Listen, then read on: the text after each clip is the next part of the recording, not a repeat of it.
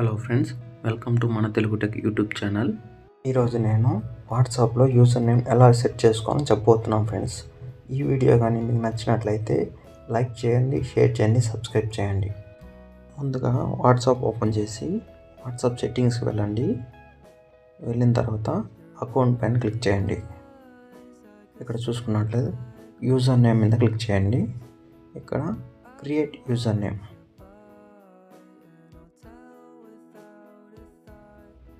ఇలా వస్తుంది friends. So ఇక్కడ మీకు నచ్చిన యూజర్ నేమ్ మీరు టైప్ చేసి సేవ్ చేయండి. మీరు కూడా ఈ వీడియోలో చెప్పినట్లు యూజర్ నేమ్ సెట్ చేసుకోండి. థ్యాంక్ యూ ఫర్ వాచింగ్ మన తెలుగు టెక్ యూట్యూబ్ ఛానల్.